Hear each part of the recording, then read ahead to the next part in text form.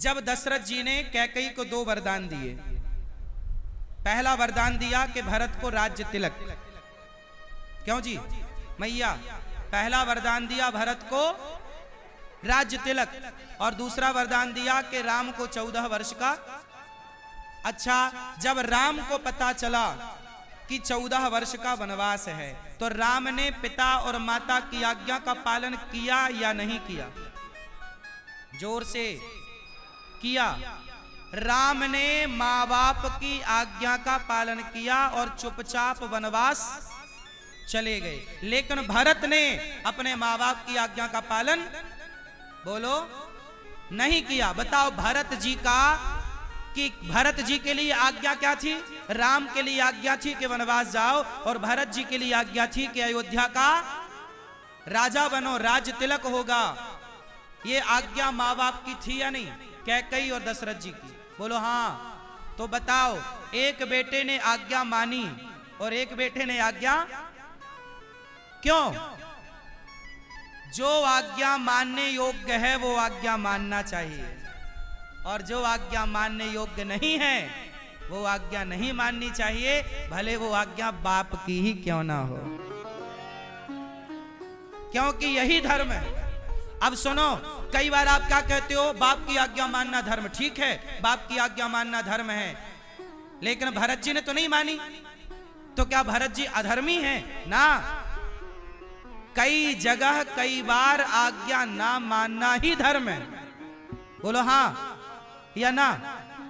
अब वो सिचुएशन पर निर्भर करता है कि वो परिस्थितियां क्या थी, क्यों मैया, परिस्थितियां क्या थी, वो परिस्थितियों पर निर्भर करता है कि परिस्थितियां। अच्छा सुनो, भरत जी और राम जी को छोड़ो, ये बताओ लक्ष्मण जी ने ना बाप की बात मानी, पिता की। दशरथ जी बोले लक्ष्मण तुम मत जाओ, नहीं माने। कौशल्या जी ने मना किया, लक्ष्मण तुम क्यों जा रहे हो, मना कर दिया, नहीं मानी।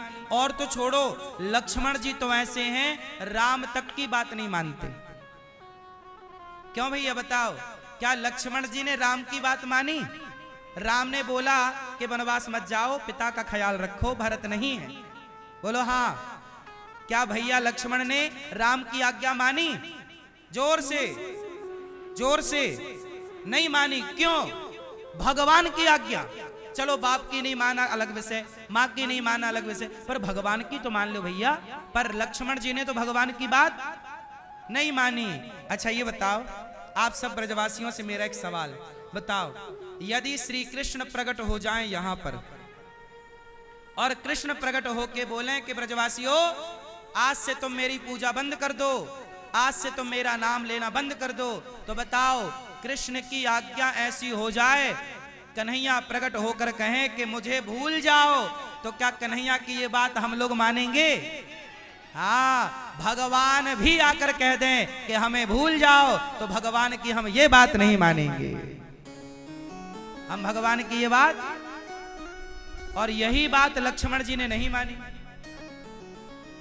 कल हमने बताया था ना आपको आखिरी में कि राम लक्ष्मण भरत शत्रुघ्न चारों में बड़ा कौन है, तो बात कल सूक्ष्म थी, आज थोड़ा सा विस्तार करके आपको समझाने का। आप तो वैसे सब समझते हो, पर फिर भी दास निवेदित करेगा अपनी वाणी को पवित्र करने के लिए। सुनो, राम ने जिस धर्म का पालन किया वो धर्म कौन था? धर्म 4 प्रकार का होता है। बात किसकी चल रही है? धर्म की। पत्नी का धर्म अलग, पति का धर्म अलग, पुत्र का धर्म अलग। इसलिए मैंने धर्म की व्याख्या इतनी इसलिए की ताकि आप धर्म की जड़ तक पहुंचे और धर्म को जाने। धर्म का मतलब ये नहीं कि बस हमारा सनातन धर्म है। सनातन धर्म तो सनातन का मतलब पुराना होता है। पूरी व्याख्याएं, पूरा जड़ तक जाना चाहिए ना। कोई आपसे सवाल करेगा तो जवाब तो दे पाओगे। तो धर्म कितने प्रकार का होता है? 4 प्रकार का। पहला धर्म सामान्य धर्म।